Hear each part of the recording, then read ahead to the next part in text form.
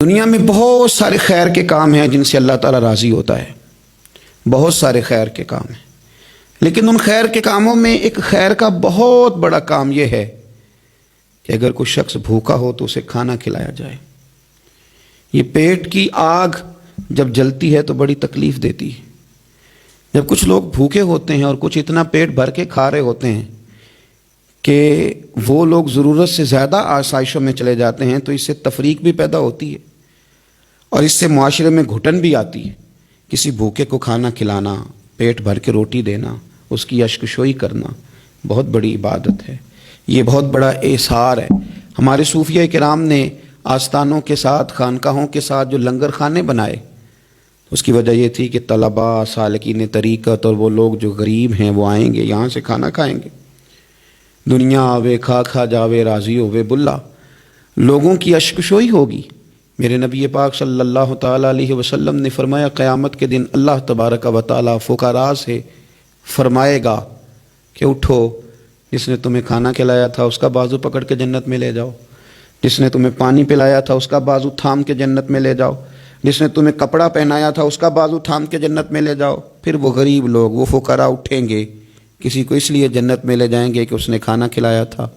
کسی کو اس لیے جنت میں لے جائیں گے کہ اس نے پانی پلایا تھا، کسی کی اس لیے اللہ کے حضور سفارش کریں گے کہ اس نے کھانا کھلایا تھا۔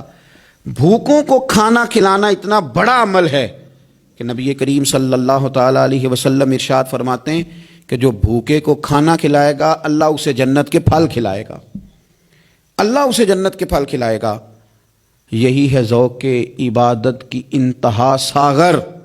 یہی ہے ذوق عبادت کی انتہا ساغر کہ غم حیات کے ماروں کا احترام کرو۔ حضرت غوث پاک، محبوب سبحانی، قندیل نورانی، شہباز لامکانی، جماعت صوفیاء کے امام، جماعت اولیاء کے امام حضرت غوث پاک رضی اللہ تعالیٰ عنہ اپنی 40 سالہ خدمت دین کا، تحقیق کا، درس کا، واعظ کا، تقریر کا نچوڑ بیان کرتے ہیں۔ صوفیاء کو ماننے والے، عقیدت رکھنے والے، مرید ہونے والے، غوث پاک کی 11ویں دینے والے، ان کے نام کے تذکرے کرنے والے سنیں، حضرت غوث اعظم فرماتے میں نے تحقیق کی ہے لیکن بھوکوں کو کھانا کھلانے سے زیادہ میں نے خدا کا قرب پانے والا کوئی عمل بھی نہیں دیکھا۔ فرماتے لوگوں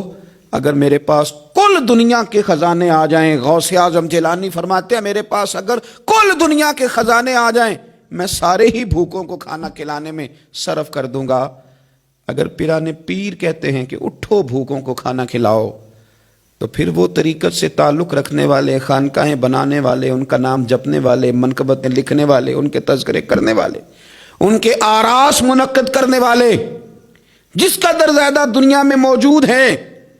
اگر وہ غوث پاک کی اس تحقیق پر عمل کرتے، وہ کہتے ہیں میں نے تحقیق کی ہے، بھوکوں کو کھانا کھلانے سے زیادہ اللہ کا قرب دینے والا کوئی عمل نہیں، تو پھر چاہیے تھا نا ان کے ماننے والے دنیا میں پھیل جاتے، ڈھونڈ ڈھونڈ کے بھوکوں کو کھانا کھلاتے، وہ اپنے پیر کی اس تحقیق پر عمل کرتے۔ اور اگر یہ لوگ میدان عمل میں نکل آتے تو کیا کوئی بھوکا بچتا؟ جتنی تعداد میں غوث اعظم کے ماننے والے ہیں، اگر وہ کھانا کھلانے پہ نکل آتے تو کیا کوئی ماں رات کو اس لیے روتی کہ اس کے بچے نے روٹی نہیں کھائی؟ کیا کوئی باپ اس لیے تڑپتا کہ اس کے بچے نے روٹی نہیں کھائی؟ کیا ایسا ہوتا تھا کہ بڑے بڑے ہوٹلوں کے دروازوں پر لوگ کہتے کہ ایک روٹی مجھے بھی مل جائے؟ لیکن ہم نے اپنے بزرگوں کا نام تو جپا، ان کی تعلیمات نہ سمجھ سکے۔ غوث اعظم رضی اللہ تعالیٰ عنہ فرماتے ہیں لوگوں میں نے تحقیق کی ہے، تحقیق کی ہے، تحقیق کی ہے، تمام اعمال کی تحقیق کی ہے، لیکن بھوکوں کو کھانا کھلانے سے بہتر مجھے کوئی عمل نظر نہیں آیا۔ میرے پاس اگر کل دنیا کے خزانے آ جائیں تو بھوکوں کو کھانا کھلانے پہ لگا دوں گا۔ یہی ہے ذوق عبادت کی انتہا ساغر